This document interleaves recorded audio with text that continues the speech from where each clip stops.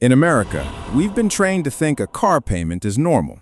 You graduate, you get a job, you build your credit, and then someone tells you, now you can afford a nice car.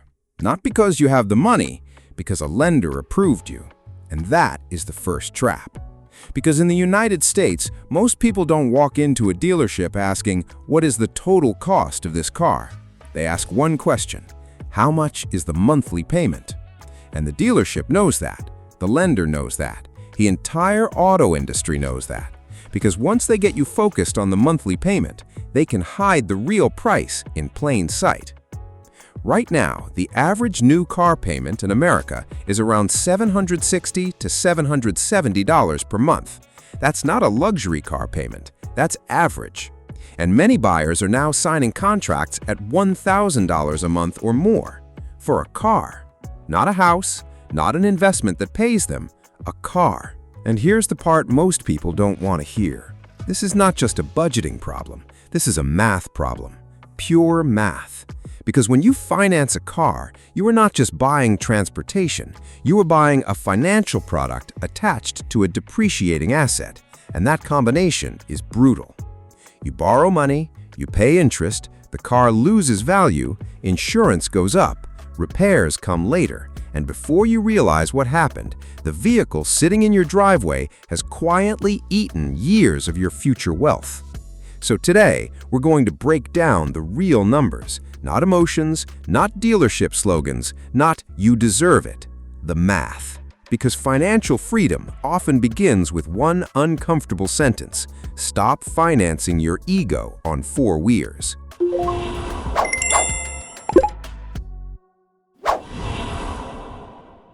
The dealership doesn't want to start with the price. They want to start with the payment. That's why the conversation usually sounds like this. What monthly payment are you comfortable with? Not, what is your total budget? Not, what is the full cost after interest? Not, how much wealth will this decision destroy over the next decade? Just, what payment feels manageable? That question is powerful because it turns a $45,000 decision into a $700 feeling, and feelings are easier to sell than math. Let's say you're looking at a vehicle and the real price is around $44,000. At a 48-month loan, the payment might feel painful, maybe around $1,000 a month. So the dealer stretches the loan. Now it's 60 months, then 72 months, then 84 months. Suddenly, the monthly payment looks better.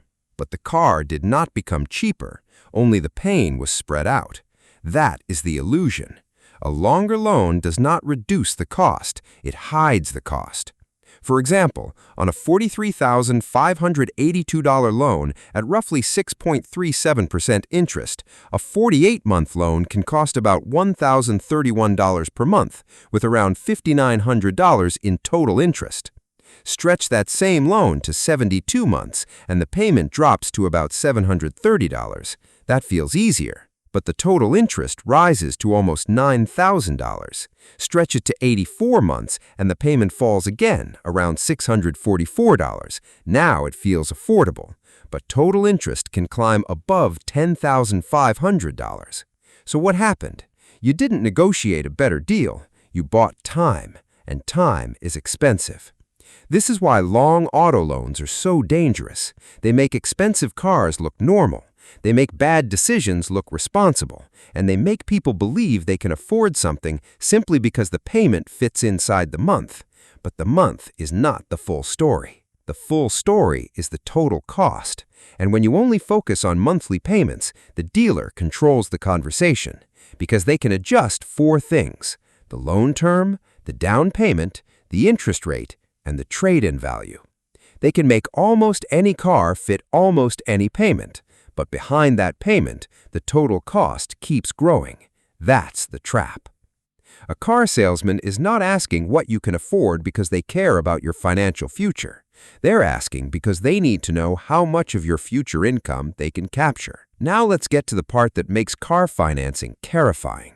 When you finance most assets, at least there's a chance the asset holds value or grows. A house can appreciate, a business can produce cash flow, an investment can compound. But a car? A car usually goes the other direction. The moment you drive it, the clock starts working against you. New cars commonly lose a major portion of their value in the first few years. Some data shows an average new car can lose around 16% in the first year, another 12% in the second year, and by year 5, it may be worth only around 45% of its original value. So let's make this real. Imagine you finance a new car for $44,000. After 5 years, that car might be worth about $20,000. That means roughly $24,000 in value disappeared. Now add the loan. If you finance that car over 72 months, you might pay around $9,000 to $11,000 in interest, depending on the rate and terms. So you paid interest on something that was losing value the entire time. That is the double punishment. Depreciation takes money from the value of the car. Interest takes money from your income. One attacks your asset, the other attacks your cash flow, and they happen at the same time. This is why the first few years of a car loan are so dangerous. At the beginning, most of your payment is fighting interest, but the car is depreciating fast, so your loan balance falls slowly while the car's value falls quickly. That creates the famous problem: you become underwater or upside down, meaning you owe more on the loan than the car is worth. Let's say your car is worth $28,000 after a couple of years, but your loan balance is still $34,000. You don't own a car, you own a problem. Because if you want to sell it, you have to bring money to the table. If it gets totaled, insurance may not cover what you still owe unless you have gap insurance. If you want to trade it in, the dealership rolls that negative equity into the next loan. And now the next car is not just one car loan, it is 2 car loans wearing one license plate. This is how people get trapped. They buy a car, they go underwater, they trade it in too early, they roll the negative equity forward, then they finance another car. The payment gets bigger, the term gets longer, and the cycle repeats. This is not random, this is a system.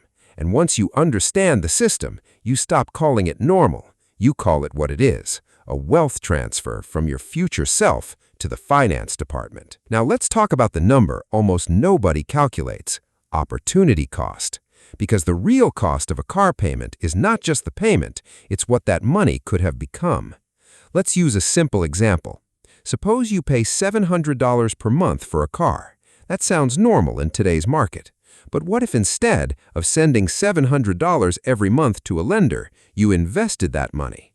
Let's assume you invested $700 per month for 5 years. That's 60 payments.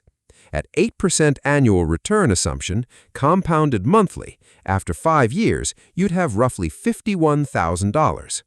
But here's where compounding becomes powerful. If you stop contributing after 5 years and simply leave that money invested for another 25 years, it could grow to roughly $377,000. Let me say that again. A $700 car payment for 5 years could represent hundreds of thousands of dollars in future wealth. Not guaranteed, not risk-free, but mathematically possible based on long-term market behavior. Now compare that to the car.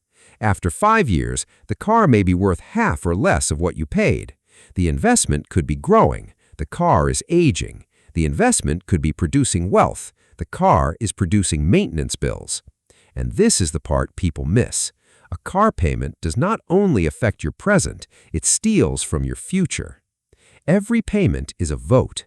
You are voting for transportation, status, convenience, comfort, maybe even ego. But you are also voting against something else, against investing, against emergency savings, against a house down payment, against retirement, against freedom.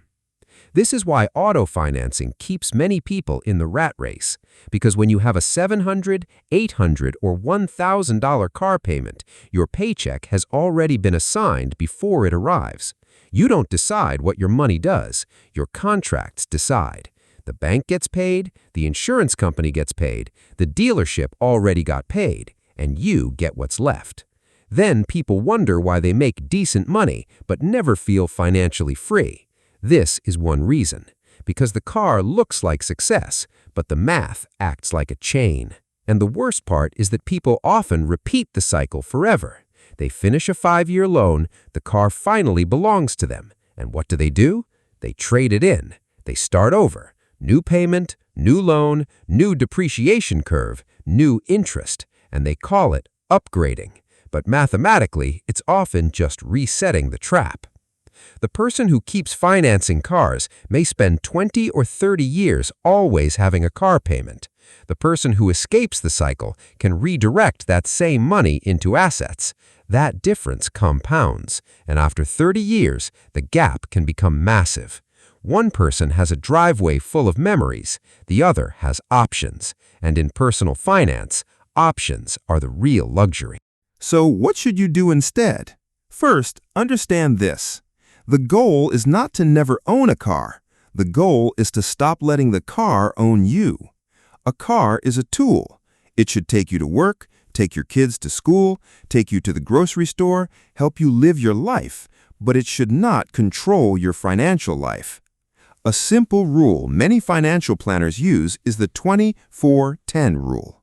Put at least 20% down, finance for no more than 4 years, and keep total vehicle costs under 10% of your gross monthly income.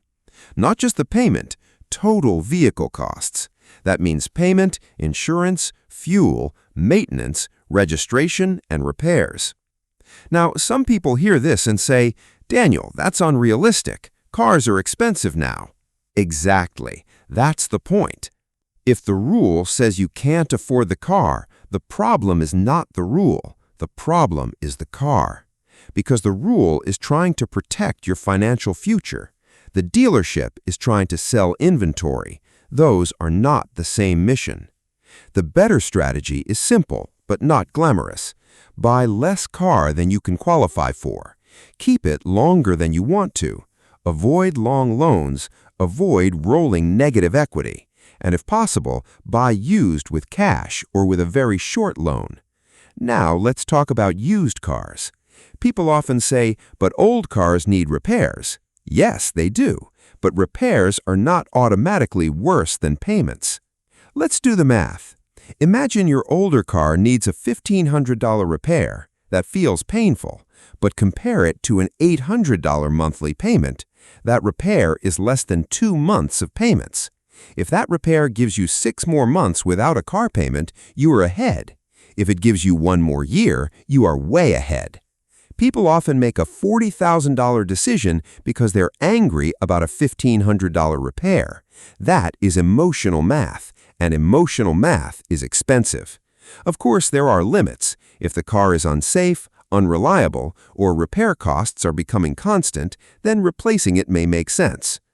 You can buy reliability without buying luxury. You can buy a vehicle that serves your life without turning your paycheck into collateral. The best move for many people is to skip one financing cycle. That means after your car is paid off, you keep driving it. But instead of sending $700 to a lender, you send $700 to yourself. Put it into a separate account. Call it your future car fund. After 2 years, that's $16,800 before interest. After 3 years, that's $25,200.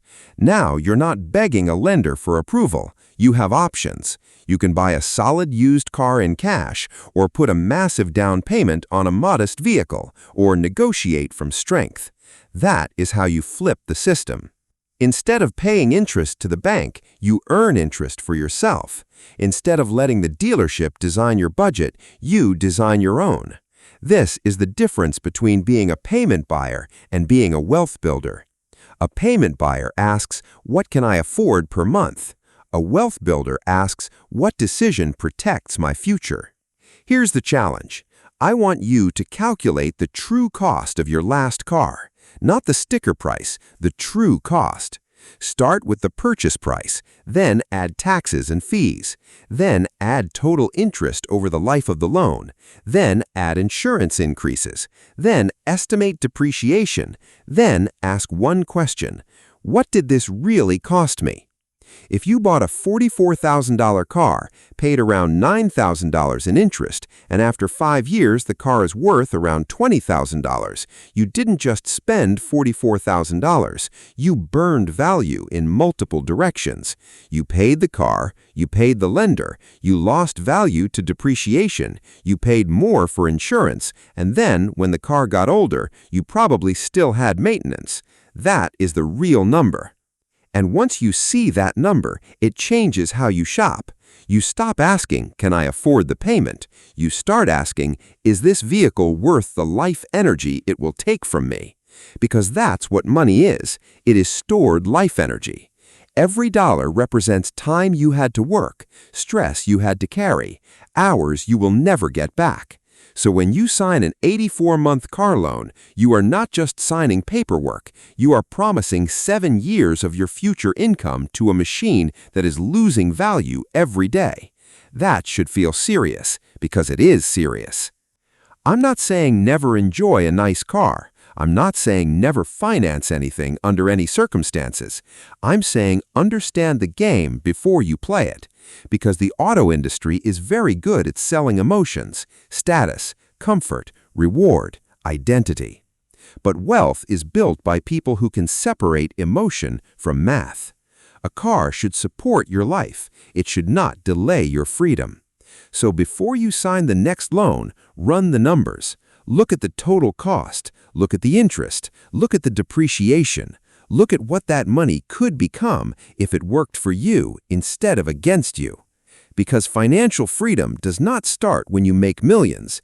It starts when you stop making normal decisions that quietly keep you broke. And one of the biggest normal decisions in America is this: financing a car you cannot truly afford.